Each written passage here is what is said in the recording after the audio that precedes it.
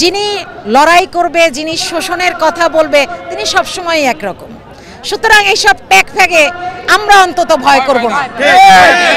আওয়ামী লীগের আন্দোলনকে বাস্তবায়ন করেছেন এরকম একটা ইঙ্গিত দিচ্ছে আর কি। এই বিষয়ে তীব্রভাবে ঘৃণা করি।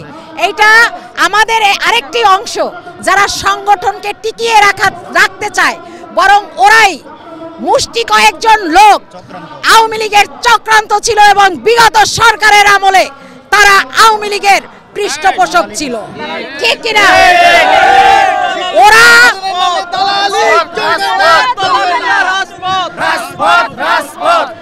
ওদের এই নোংরামির দাঁত ভাঙা জবাব দিয়ে ছাড়বে এই শিক্ষকরা।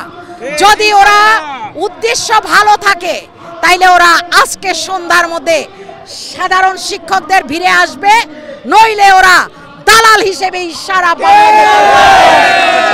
আমাদের দাবি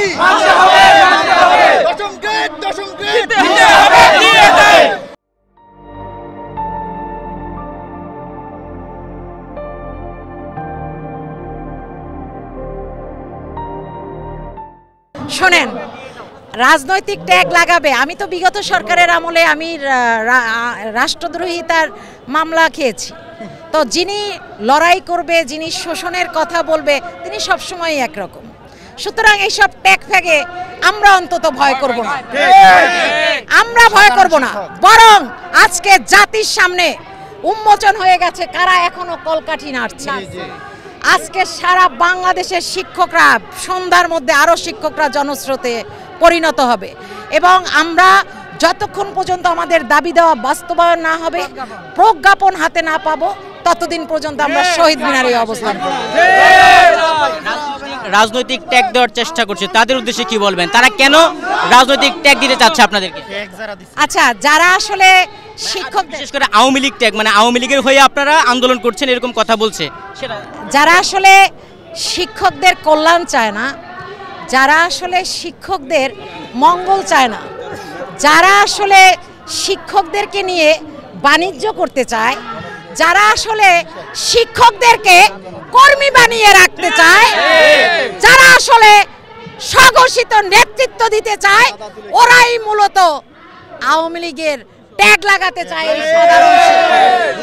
তাহলে আজকে যত শিক্ষক এখানে এসেছে সব আওয়ামী লীগের? আমার ফোনটা নিয়ে যান, দেখেন এইখানে কোনো, আপনারা আইনের কাছে সুপর্দ করেন, এই মোবাইল ট্র্যাকিং করেন, এইসব ট্যাগ ফ্যাগ চলবে না।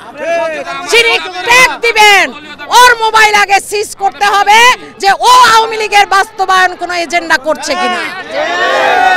আমাদের উদ্দেশ্য সৎ, আমাদের লক্ষ্য সৎ, আমরা লক্ষ্যে অবিচল থাকবো সকলে। দাবি আদায় না হওয়া পর্যন্ত চাকরি তো আগে আমাদের যাবে 5 জনের, তারপর তো বাকিদের।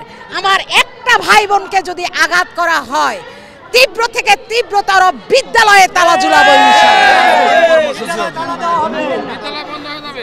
আমি কিছুক্ষণের মধ্যে আমার যারা আহ্বায়ক আছেন আমি তাদের সাথে কথা বলে আমি আপনাদের কাছে পরবর্তী কর্মসূচি ঘোষণা করব। ধন্যবাদ।